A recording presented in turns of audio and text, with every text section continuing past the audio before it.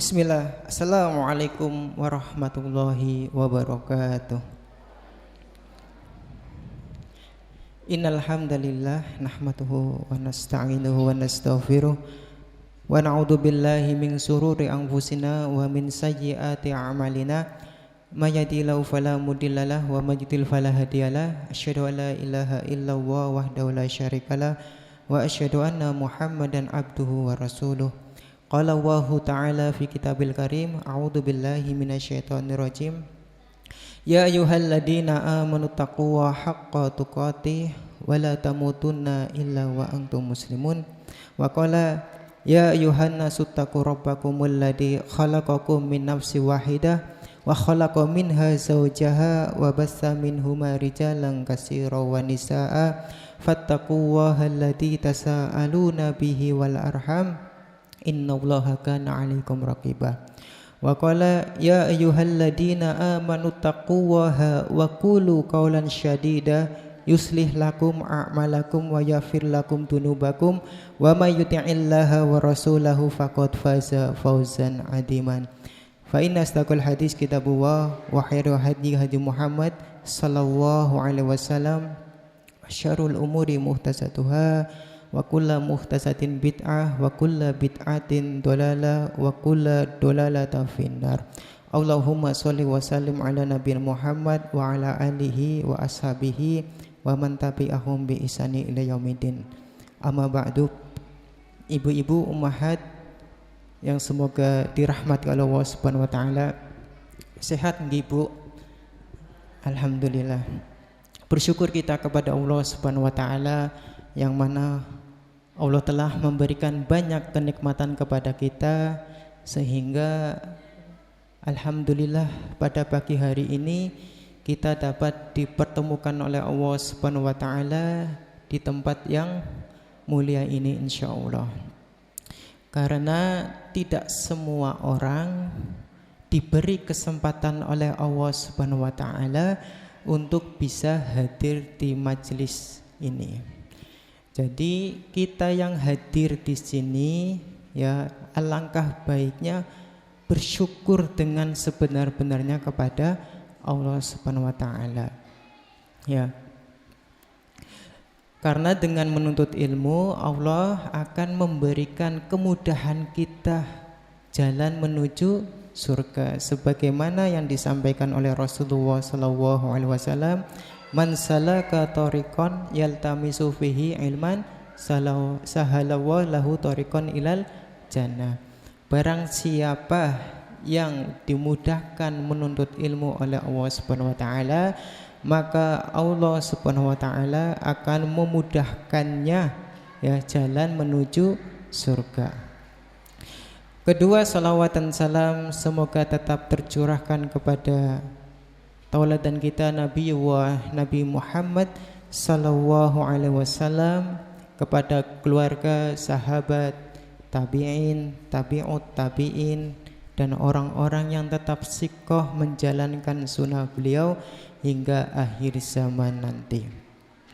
Baik ibu-ibu yang dirahmati Allah, sebagaimana yang sudah kita jadwalkan bahwasanya untuk kesempatan pagi hari ini kita akan membahas tentang sirah sahabiyah, yaitu Ummul Mukminin Khadijah binti Khuwailid radhiyallahu anha. Ibu-ibu yang semoga dirahmati Allah Subhanahu wa taala, sebelum kita masuk ke pembahasan utama yaitu berkaitan dengan biografi atau sirah dari ibunda kita Khadijah binti Khuwailid radhiyallahu anha, tentunya kita akan sampaikan terlebih dahulu kenapa sih kita harus belajar sirah, kenapa kita harus belajar sejarah, terutama sejarah berkaitan dengan orang-orang terdahulu sebelum kita yang mana mereka membela Islam dengan mengorbankan harta dan jiwa. Ya. Kenapa kita harus belajar ini? Baik, yang pertama, sirah itu menunjukkan bentuk keimanan kita. Ya. Ketika di Al-Qur'an misalkan surat Al-Qamar menceritakan bahwasanya tantangan terhadap Nabi Muhammad agar membelah bulan. Kemudian kita baca sirahnya dan kita mengimani apa yang dilakukan oleh Nabi Muhammad itu benar-benar terjadi. Nabi Muhammad benar-benar membelah bulan menjadi dua. Dan kita benar-benar meyakini hal itu benar-benar terjadi. Maka itu adalah bentuk keimanan kita atas apa yang disampaikan di dalam Al-Quran bahwasanya itu benar. Kemudian kisah tentang terbelahnya laut ya oleh Nabi Musa alaihi salam. Kalau kita membaca sirahnya ya, kemudian kita yakin percaya bahwasanya Nabi Musa benar-benar membelah laut, maka itu membuktikan bahwasanya kita mengimaninya. Itu hikmah yang pertama. Kenapa sih kita belajar sirah? Yaitu sebagai menunjukkan keimanan kita semua. Yang kedua, sirah merupakan bentuk nasihat terbaik kita kepada orang lain. Ya, kalau kita ingin menasihati orang lain atas kesalahannya, kemudian kita susah untuk menyampaikan langsung. Contoh nih, misalkan ada tetangga kita yang suka menghibah, Bu. Sukane ngomongi tangga kanan kiwe misalkan. Ya, kita susah untuk memberikan nasihat kepadanya. Ora penak dewek, arep ngomongi aja ngomongi wong apa? Ora penak. Maka cara yang paling lembut, paling halus itu dengan sirah, dengan menceritakan apa sih yang terjadi kepada orang-orang yang suka menghibah, ya, suka ngomongi uang, suka menzalimi orang lain. Kita ceritakan. Setelah sampai di akhir cerita, baru kita sampaikan, saya sudah menceritakan ke jenengan tentang masalah ini. Silakan diambil hikmahnya, silakan diambil ibrohnya. Jadi sirah merupakan nasihat paling lembut terhadap saudara kita. Itu yang kedua. Yang ketiga, sirah itu memberikan jalan keluar, petunjuk atas apa yang kita alami. Jika kita ada masalah, entah itu masalah apapun, masalah keluarga, ya, masalah sosial, masalah ekonomi, kita tinggal buka sirah dari para sahabat, para nabi atau orang-orang salaf terdahulu. Insya Allah lengkap. Ya, masalah apapun Islam itu lengkap, ya. Semua ada solusinya di Al-Qur'an ataupun as-sunnah. Tinggal kita mau belajar apa tidak. Ya, masalah anak-anak rewel, caranya gimana? Buka sirah. Ya, bagaimana mendidik anak? Buka sirah. Bagaimana cara berdagang yang baik? Buka sirah. Semuanya ada dan sudah dicontohkan. Dan yang nomor 4, kisah adalah rahmat, bentuk kasih sayang Allah kepada kita. Ya, Allah memberikan kisah-kisah di dalam Al-Quran ataupun Nabi menyampaikan dalam hadisnya itu sebagai bentuk kasih sayang mereka kepada kita, sehingga kita bisa belajar dan mengamalkan apa yang kita pelajari itu, sehingga kita bisa punya jalan keluar atas masalah yang ada. Ya. Kemudian yang kelima, yang terakhir, sirah itu sebagai motivasi kita untuk berbuat lebih baik lagi dalam mengamalkan ajaran Islam, dalam beribadah kepada Allah Subhanahu wa taala. Saya contohkan satu kisah ini, Bu. Persis seperti ibu-ibu. Ada kisah, mungkin sudah ada yang pernah dengar ya, tapi ini sebagai pengingat. Ada sebuah kisah yang disampaikan oleh Rasulullah SAW. Hadisnya panjang, sangat panjang. Tapi di sini kami akan menyampaikan bagian terakhirnya, ya, supaya kita bisa mengambil ibrohnya. Ada namanya pemuda ya, kalau bahasa Arabnya itu gulam. Gulam adalah seorang pemuda yang menyebabkan satu kerajaan yang di dalamnya ada masyarakatnya itu bisa masuk Islam semua. Jadi awalnya kerajaan tersebut beserta masyarakatnya itu menyembah satu orang, bukan Tuhan, bukan Allah, tapi menyembah rajanya. Rajanya itu minta disembah. Ya, tetapi karena si gulam ini, ya, akhirnya semua masyarakat di situ menyembah Allah Subhanahu wa taala. Ketika dia mau dihukum mati, dikumpulkan di lapangan atau alun-alun kalau di sini ya, si gulam bilang, "Wahai raja, kalau engkau mau membunuhku, ya, silahkan ambil anak panah, kemudian panah aku tepat di tenggorokan. Tapi ingat, harus mengucapkan Bismillah Rabbul Huram. Bismillah Rabbul Hulam, dengan menyebut nama Allah, Robnya Hulam." Oke, kata sang raja. Si raja ambil anak panah kemudian melesatkannya, tapi dia lupa tidak mengucapkan Bismillah Rabbul Hulam. Akhirnya meleset, diingatkan kembali sama si gulam ini, "Wahai raja, ingat syaratnya, mengucapkan Bismillah Rabbul Hulam." Nah, kedua kalinya baru si raja itu yang pengennya disembah itu, ya, mengucapkan Bismillah Rabbul Hulam. Akhirnya benar-benar tertancap di tenggorokan dan si gulam meninggal. Nah, semua masyarakat yang menyaksikan kejadian tersebut, yang awalnya menyembah si raja, setelah melihat kejadian itu semuanya masuk Islam, menyembah Allah Subhanahu wa ta'ala. Yang menyebabkan si raja ini sangat marah, murka. Akhirnya apa? Dia menyuruh prajuritnya, "Wahai prajurit, segera bikin parit." Tahu parit nggih, Bu?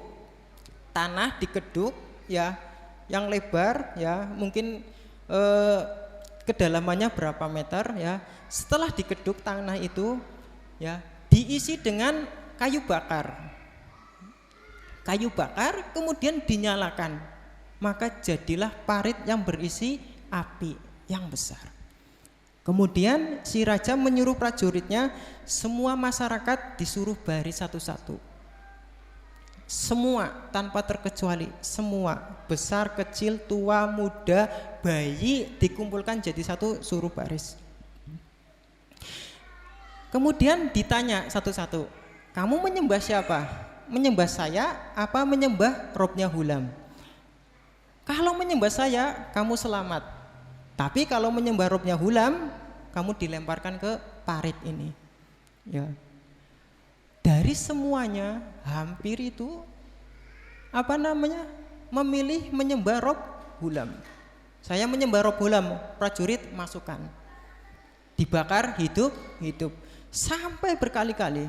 Maka tersisalah satu keluarga terdiri dari seorang ibu dan 3 orang anaknya yang masih kecil-kecil.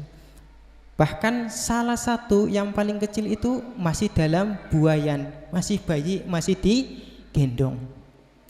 Ditanya, "Wahai ibu, kamu menyembah siapa? Mau menyembah saya apa Robnya Hulam?" Kata si ibu, "Saya menyembah Robnya Hulam." Maka si raja ngomong kepada prajuritnya, "Prajurit, ambil anaknya yang paling besar, yang pertama." Diambil kemudian dilemparkan ke api. Tega, Bu, lihat anaknya dibakar hidup-hidup? Enggak tega. Kemudian dia mulai bergemuruh hatinya. Ditanya lagi, "Kamu pilih mana? Menyembah saya apa Robnya Hulam?" Dia menjawab, "Menyembah Robnya Hulam." Maka si raja ngomong kepada prajuritnya, "Prajurit, ambil anak yang kedua, yang lebih kecil lagi." Dilemparkan lagi. Seorang ibu menyaksikan dalam beberapa menit 2 anaknya dibakar hidup-hidup. Bagaimana perasaan kita seandainya kita yang mengalaminya.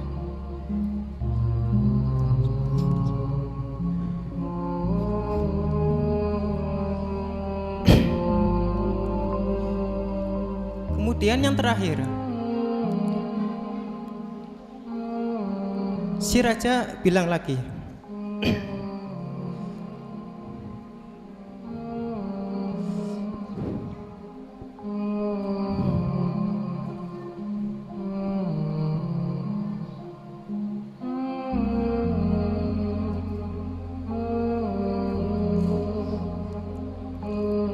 wahai ibu,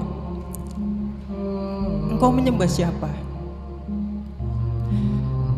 Menyembah saya apa rohnya Hulam? Melihat anaknya yang dalam gendongan itu, ibu itu sudah mulai luluh. Ya, dia sudah mulai luntur keimanannya. Ya, kemudian bilang, sebelum bilang, Allah Subhanahu wa taala memberikan suatu mukjizat karomah yang menyebabkan si bayi itu bisa berbicara. Ya, kata Nabi, ada 3 bayi yang bisa ngomong. Ketika masih bayi dia bisa ngomong, itu ada 3. Yang pertama itu Nabi Isa alaihi salam. Yang kedua kisah bayi yang dalam cerita Juraij. Ya, nanti ada kisahnya sendiri. Kemudian yang ketiga si bayi ini. Ya, ketika ibunya itu sedang bimbang karena takut yang bayi itu mau dibakar, tiba-tiba bayi itu bisa berbicara. Ya, wahai ibu, ya tidak perlu khawatir. Ya, sesungguhnya engkau berada di jalan yang benar. Ya, dengan belajar sirah kita tahu bahwasanya ternyata orang-orang terdahulu untuk menyembah Allah Subhanahu wa taala itu rela mengorbankan dirinya, keluarganya, hartanya, darahnya, keringatnya, sampai seperti itu. Sedangkan kita zaman sekarang untuk ngaji itu kadang susah. Masih banyak urusan dunia yang menyibukkan kita. Padahal ngaji di masjid kipas angin 1, 2, 3, 4 nyala semua, adem. Dikasih dapat snack, dapat minum, apa susahnya? Ya, tidak ada, insya Allah. Kita cuma mengorbankan waktu sama meninggalkan urusan yang ada di rumah.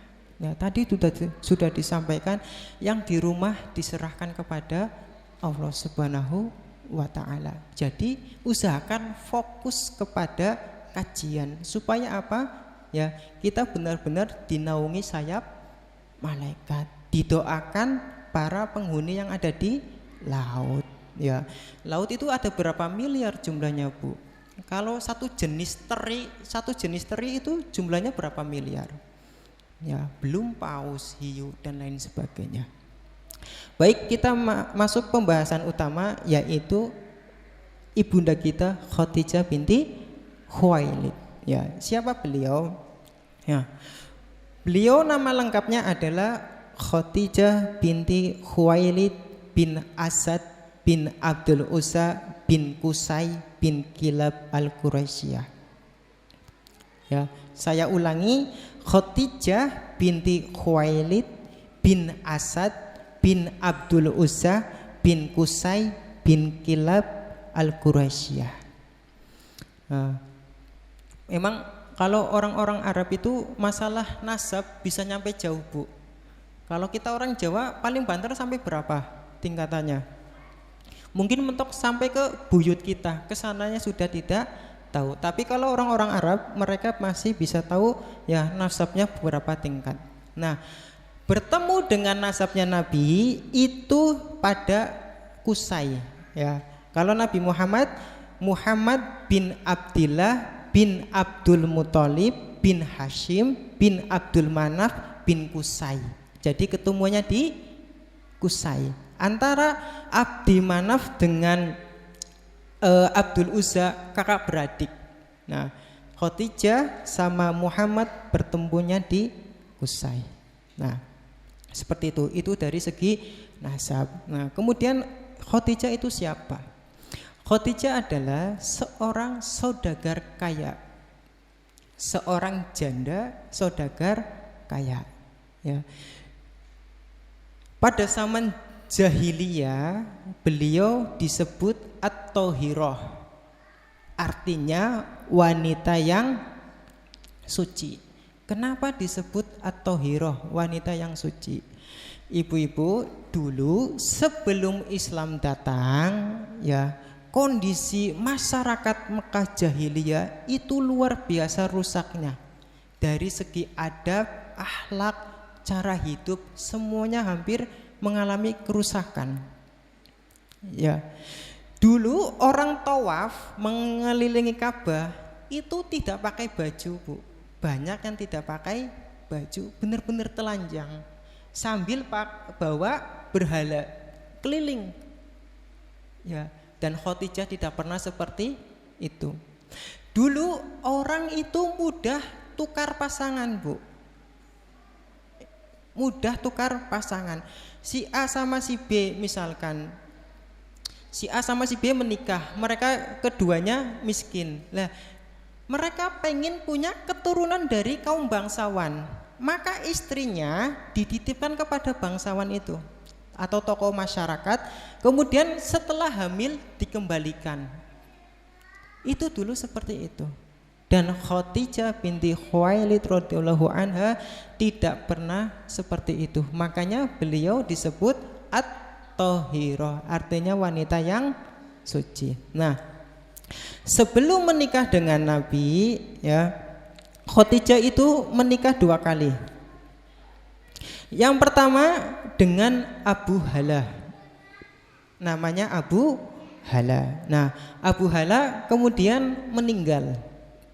Ya, kemudian datang seseorang melamarnya lagi, diterima, kemudian menikah lagi, kemudian namanya laki-laki yang kedua namanya Atik bin Abid, atau ada orang yang menyebutnya Utaik bin Abid.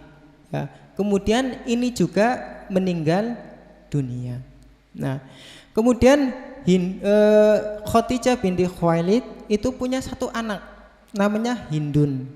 Entah itu dari Abu Halah apapun Atik bin Abid, wallahu alam, ya. Tapi Khadijah sebelum menikah dengan Nabi itu sudah mempunyai 1 anak namanya Hindun.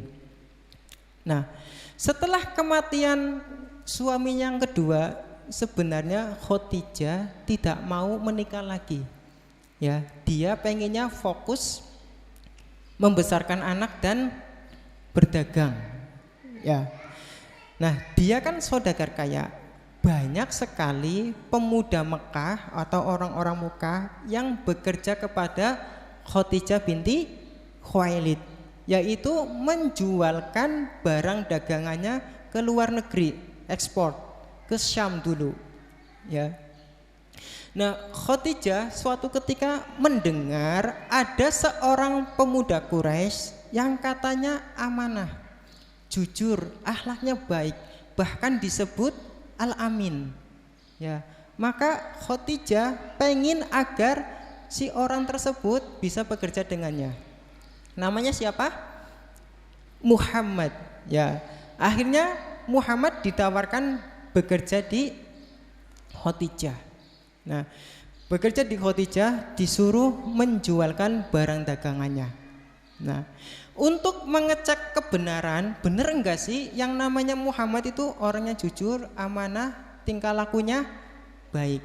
Maka Khadijah menyuruh 1 budaknya, namanya Maisarah. Siapa, Bu? Maisarah. Laki-laki apa perempuan? Laki-laki. Maisarah itu laki-laki. Ya, kadang ada yang namanya di Arab perempuan, di sini laki-laki, atau di sini perempuan, di sana laki-laki. Ya nggak mungkin Nabi mau ditemenin perempuan. Maisarah itu budak laki-laki. Untuk apa ditugaskan Khadijah?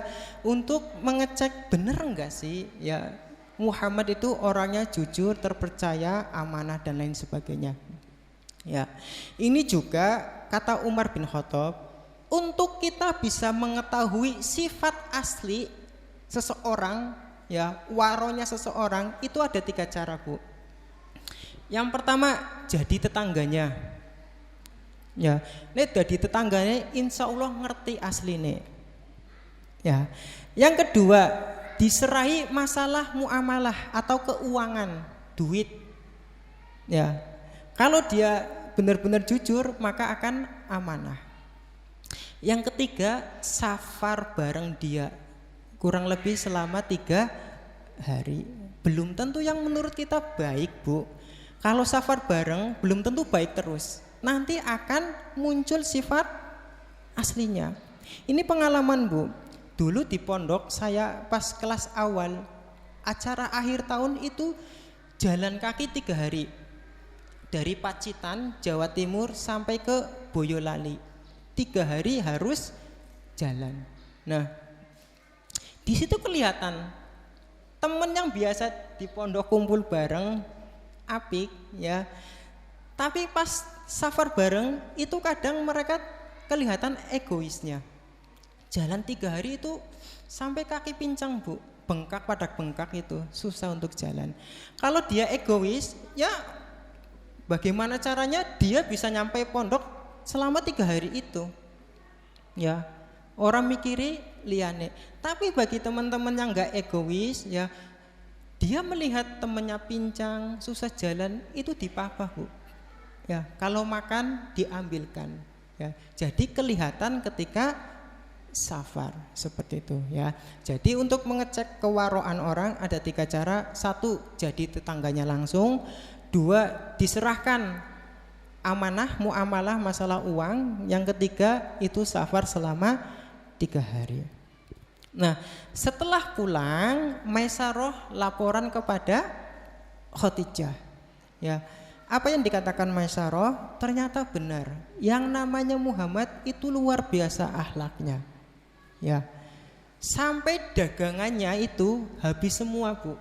Yang dibawa Muhammad, dagangannya milik Khadijah itu bisa habis semua. Dan cara menjualkannya juga berbeda dengan yang lain. Kalau yang lain misalkan nih dari Khadijah 100.000 harganya.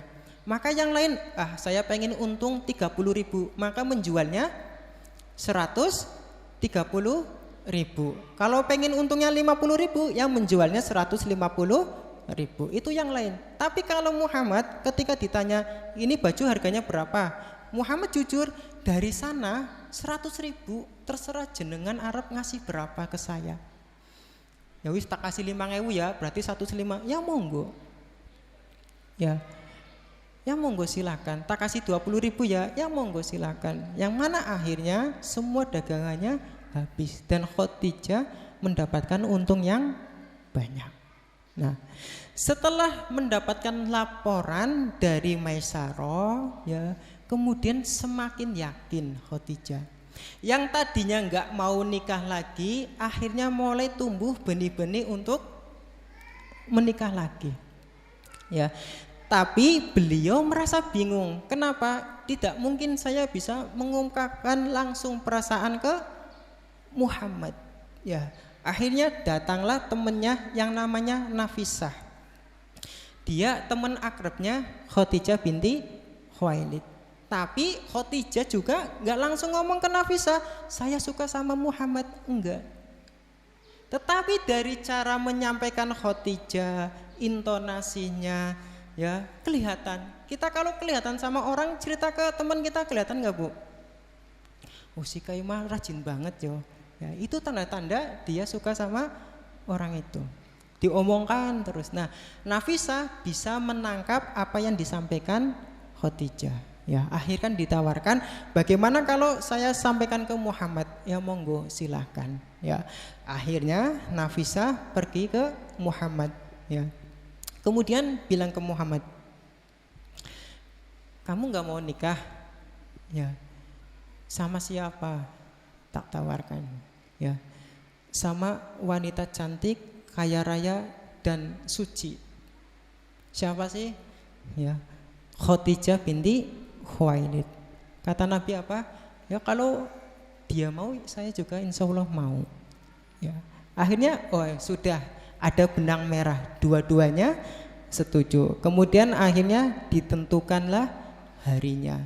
Kemudian terjadilah pernikahan istimewa suci antara manusia terbaik pada saat itu, laki-laki terbaik pada saat itu dengan wanita terbaik pada saat itu. Ya. Pada saat menikah, Muhammad berusia 25 tahun. Sedangkan Khadijah binti Khuwailid pada usia 40 tahun. Sebenarnya ada dua pendapat. Ada yang mengatakan 28 tahun. Tapi pendapat yang kuat adalah Khadijah pada saat menikah dengan Muhammad berusia 40 tahun. Karena ada yang berpikiran 40 tahun Nabi Khadijah itu punya anak berapa? 6 ya. Qasim, Abdullah, Ummu Kulsum, Ruqayyah, Zainab sama Fatimah 6. Kalau Ibrahim itu anaknya Nabi dengan Maria Al-Qibti ya.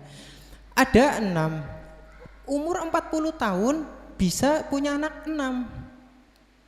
Ya, jaraknya berapa tahun? Mungkin sekitar 1 tahun 2 tahun ya. Kalau perempuan Indonesia monopos berapa tahun? Usia tidak bisa punya anak lagi berapa tahun? 50 ke atas nggih. Ya, itu yang ada akhirnya menyebabkan ada perbedaan pendapat. Masa ya umur 40 tahun bisa 2 anak 6 ya. Tapi setelah dicari lagi ternyata benar usianya 40 tahun. Kalau Allah sudah kun fayakun ya mau nggak mau ya terjadi nggih Bu. Nah, itu. Nah, sudah menikah kemudian dikaruniai anak 6 ya. Qasim, Abdullah, Ummi Kulsum, Ruqayyah, Zainab dan Fatimah. Semuanya tinggal di rumahnya Khadijah binti Khuwailid radhiyallahu anha. Nah, langsung kita masuk kepada suatu peristiwa besar di mana Rasulullah itu merasa jenuh. Bosan bukan kepada Khadijah ya, bukan kepada keluarganya, tetapi kepada masyarakat sekitar Mekah. Kenapa? Ya bagaimana enggak risih ya Bu? Tiap hari lihat orang telanjang muteri Ka'bah. Apa enggak risih? Tiap hari lihat tetangganya mabok-mabokan. Tiap hari lihat tetangganya tuker bojo. Apa ora risih? Dia merasa gundah, kelana. Meskipun dia bahagia dengan keluarganya ya, tetapi dia merasa kurang enak aja. Akhirnya apa?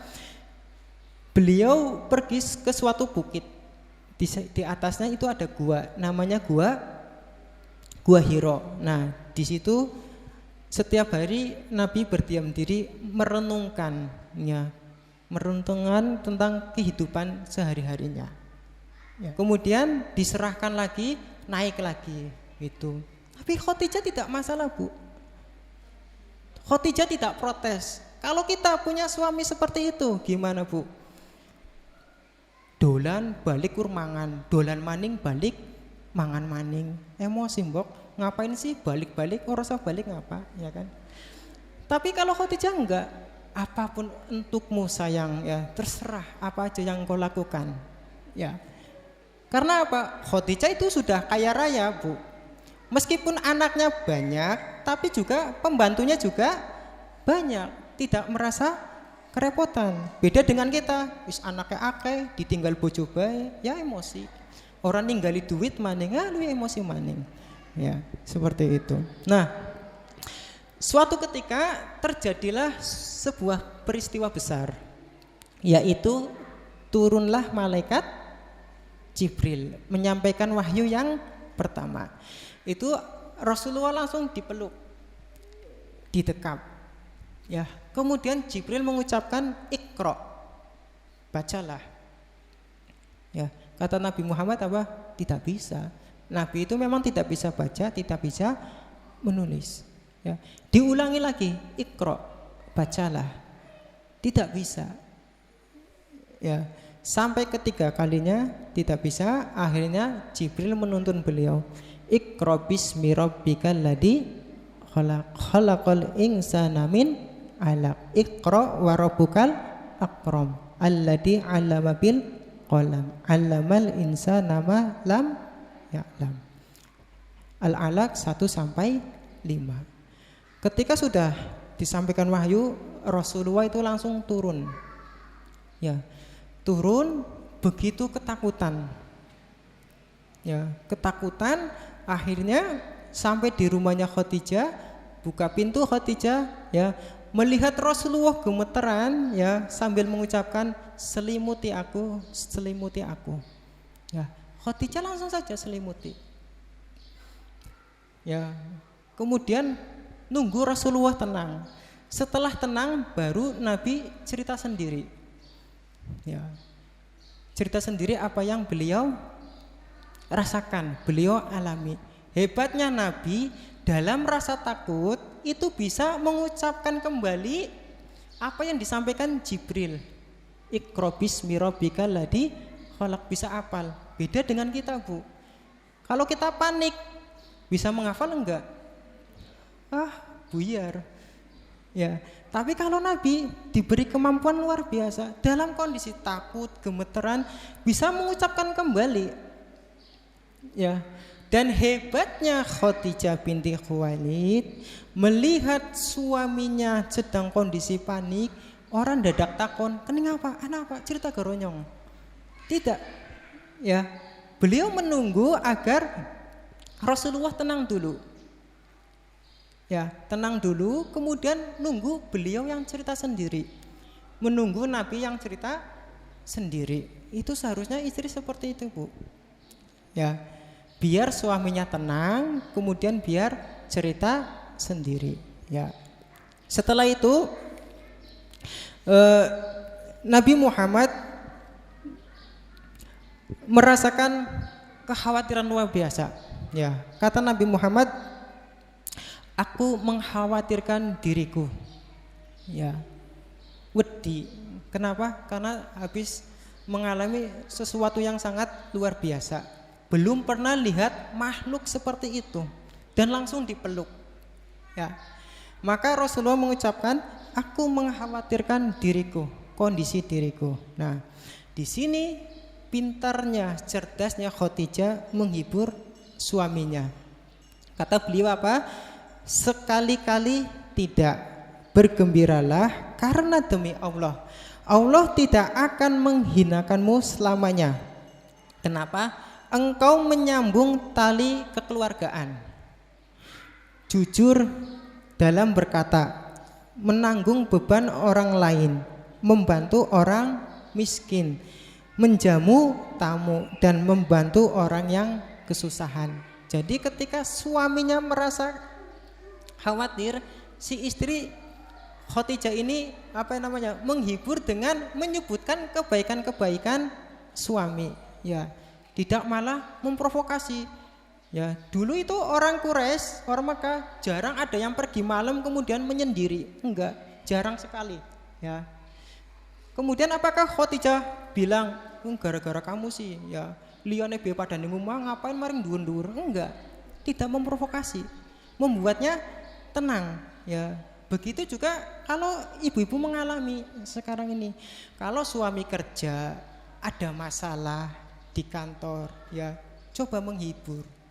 Ya, atau habis dari rapat apalah, ya ngomongi kancane, misalkan bapak kae mah reseh banget ya kae, bapak kae iya ya bojone be pada bae wedoke kayak pada bae. Ya, jangan malah memprovokasi, ya, tapi diberikan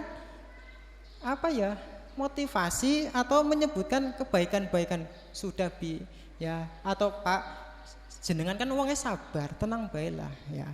Seperti itu kan, jangan malah memprovokasi. Nah, setelah kejadian itu besok harinya dibawa ke saudaranya Khadijah binti Khuwailid. Dia adalah seorang pendeta atau rohib, ya, yang masih memegang ajaran Nabi Isa. Ya, namanya Warokoh bin Nofal. Ya. Kemudian diceritakanlah apa yang disampaikan kepada apa yang dialami oleh Muhammad. Ya. Diceritakan bahwasanya dia telah ditemui seseorang, ya, kemudian menyampaikan kayak gini. Apa kata Warokoh? Beliau mengatakan dia itu yang menemuimu tadi malam di Gua Hiro adalah malaikat yang sama yang Allah turunkan kepada Musa, ya, atau kepada Isa, ya. Kemudian sesungguhnya, ya, andai saja nanti aku masih hidup, ya, ketika engkau diusir oleh kaummu, maka aku akan berusaha membantumu, ya. Kenapa? Ini adalah tanda nubuah, tanda kenabian, ya. Dan tidak ada seorang pun nabi kecuali pasti akan diganggu kaumnya, ya. Ada yang dibunuh, ada yang diusir, ada yang mendapatkan perlakuan yang buruk, ya. Ada nabi yang dibunuh, Bu. Ada nabi yang digergaji dari kepala sampai kaki itu terbelah menjadi dua. Ada nabi yang dibunuh seperti itu, ya. Kata Warokoh, ya, kelak engkau akan dimusuhi kaummu. Seandainya nanti kelak aku masih hidup, maka aku yang akan membantumu. Tapi qadarullah, sebelum Nabi benar-benar diangkat menjadi Rasul, ya, untuk menyampaikan dakwah risalah Allah Subhanahu wa taala, Warokoh sudah meninggal dunia. Nah, kemudian mulailah hari-hari Nabi menerima wahyu dari Allah Subhanahu wa taala, kemudian mulai dakwah terang-terangan. Dakwah terang-terangan, ya, maka perlakuan orang-orang kafir Quraisy itu semakin menjadi-jadi, ya. Akhirnya pada titik puncaknya itu terjadi boikot total selama 3 tahun. Boikot itu apa? Semua barang yang masuk ke Mekah, entah itu dari Syam ataupun dari negeri yang lain, tidak boleh ada satupun orang Mekah yang menjual barangnya kepada orang-orang Muslim. Dan tidak ada satupun orang Mekah yang boleh mengasih makanan kepada orang-orang Muslim. Selama 3 tahun, Bu. Ya, kita lockdown 2 tahun aja, kadang setahun lah kemarin, ya, sudah nggak bebas, ya. Apalagi ini, ya, diboikot selama 3 tahun. Bahkan ada riwayat ada kulit onta atau kulit apalah, ya, sudah kering, terkena percikan air kotoran seni, ya, itu sampai dibersihin, disemak, kemudian dimakan, ya. Ada yang memakan daun-daunan, ya, godong, ketika dikunyah itu bikin bibir pada berdarah, ya. Dan hal itu berlangsung selama 3 tahun, ya. Kemudian setelah puncaknya, ya, akhirnya ada sebagian kaum muslimin yang disuruh Nabi untuk hijrah kemana? Ke Habasyah, ya. Di situ ada raja namanya Raja Najasyi, ya.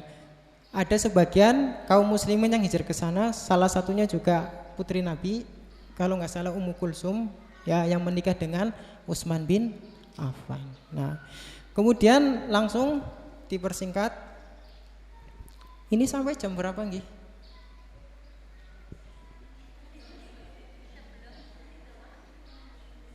Sampai selesai. Ya, sampai selesai. Selesainya tak cepat-cepat berarti. Nah, selama masa penyampaian dakwah, Khadijah benar-benar memberikan segala sesuatu yang dia punya kepada Rasulullah SAW sampai hartanya benar-benar habis.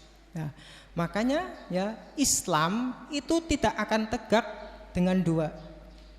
Yang pertama, orang yang tahu ilmu Islam itu sendiri, tahu syariat. Yang pertama. Yang kedua yaitu harta.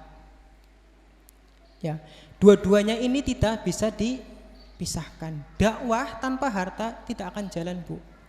Kayak misalkan nih, kita misalkan Safatul Ummah mau bikin panti, apa enggak godong? Ya kan? Enggak.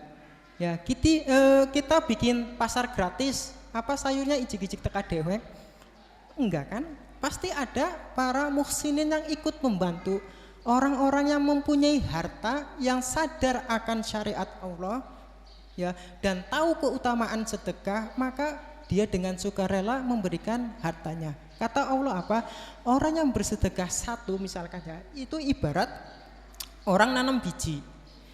Kemudian biji itu tumbuh 7 cabang. Setiap cabang itu tumbuh 100 biji. Berarti 100 kali 7 700. Ibarat misalkan kita infak 1000 dikali 700, di hadapan Allah bernilai berapa? 700.000. Kalau kita infak cuma 1000, kalau kita infak 5.000 jadinya berapa?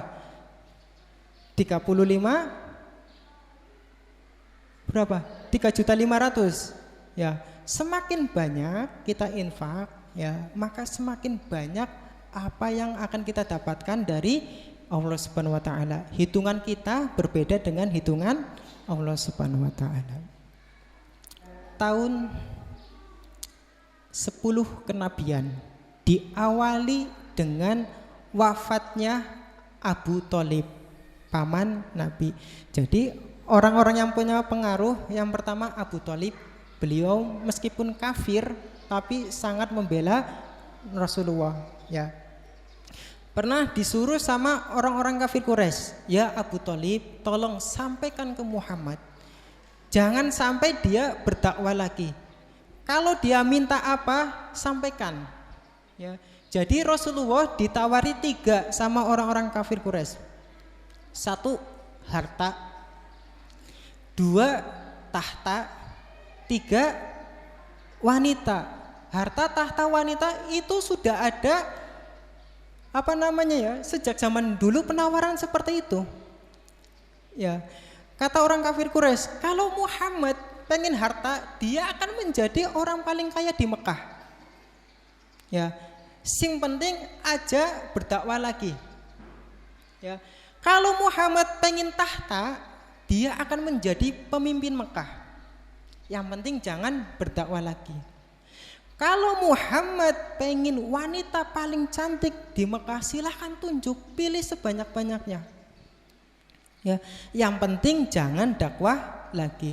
Tolong sampaikan itu ke Muhammad. Oke, kata Abu Thalib. Abu Thalib menemui Muhammad, kemudian menyampaikan amanat, ya, dari orang-orang kafir Quraisy. Apa yang dikatakan Muhammad?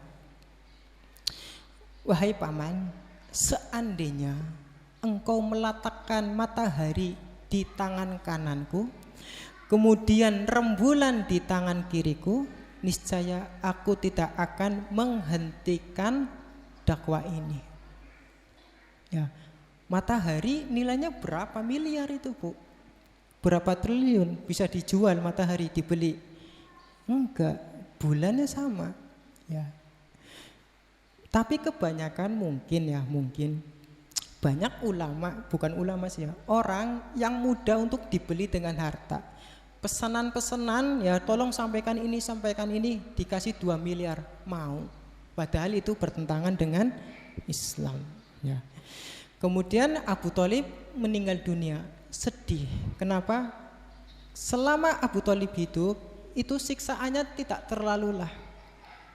Ya, semenjak Abu Thalib meninggal, ya, maka siksaannya semakin luar biasa.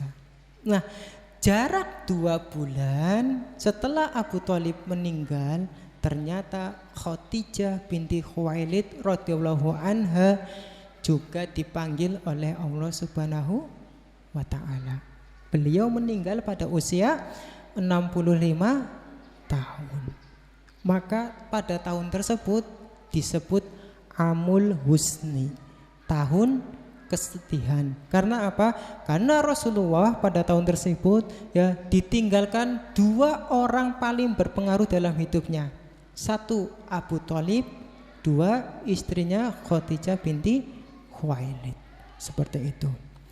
Nah, kemudian yang terakhir kami akan menyampaikan beberapa tentang keutamaan Khadijah bagi Rasulullah ya dibandingkan dengan istri-istri yang lain. Ya. Istri Nabi ada berapa, Bu? 9 apa 11? Ada yang mengatakan 9, ada yang mengatakan 11 ya. Dari semua istri Nabi ya Khadijah ya itu ada di urutan teratas ya, yang paling dicintai Nabi ya. Kita akan lihat ya ada beberapa hadis yang menceritakan betapa keutamaan Khadijah itu sangat besar. Yang pertama, diriwayatkan dari Anas, Jibril datang kepada Rasulullah SAW.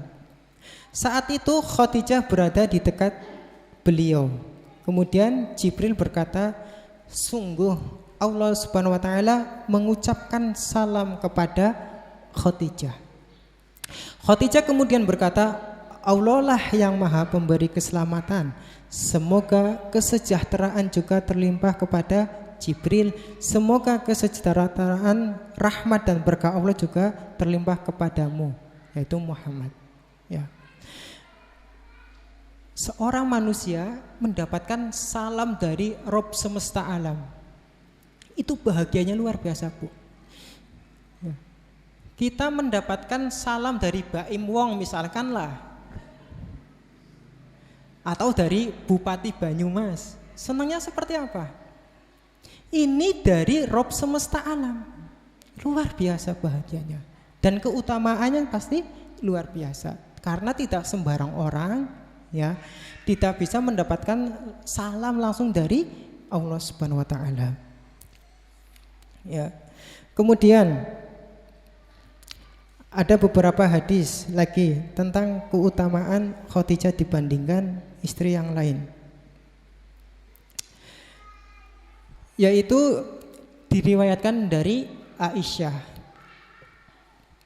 Aisyah ini termasuk istri yang sangat dicintai Nabi ya.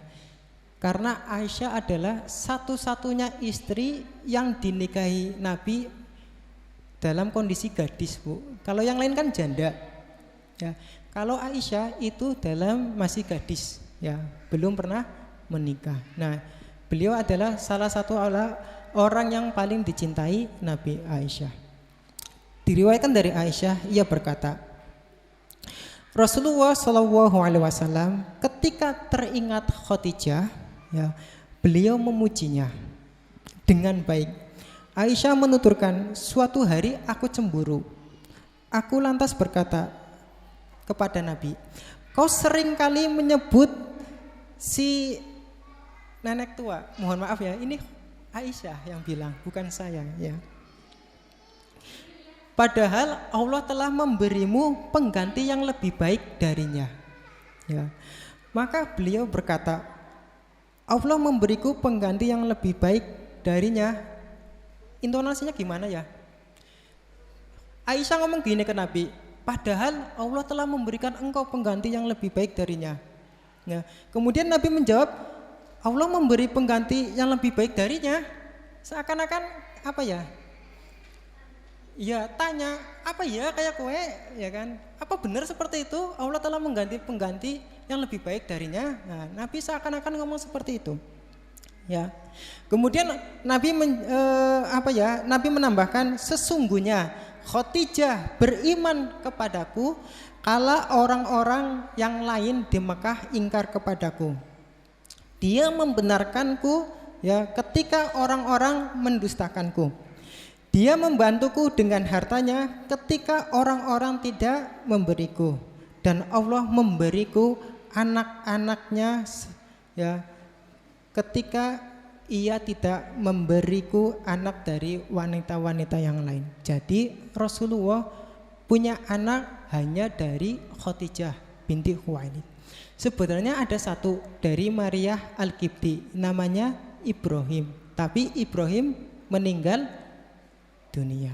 Yang tersisa dari jalurnya Nabi yaitu anak dari Khadijah binti Khuwailid, dan satu-satunya dari jalurnya Fatimah.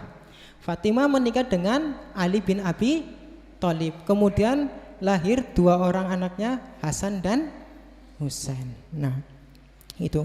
Kemudian keutamaan yang lainnya ya, Khadijah dibandingkan yang lain. Ketika saudaranya Khadijah, namanya saya lupa, itu datang, suaranya itu mirip seperti Khadijah. Ketika mendengar suara saudaranya itu, Rasulullah itu langsung berbunga. Ya, langsung senang menyambutnya. Sampai Aisyah itu dicuekin. Ya protes lagi seperti itu. Ya wajar ya Bu, cemburu ya.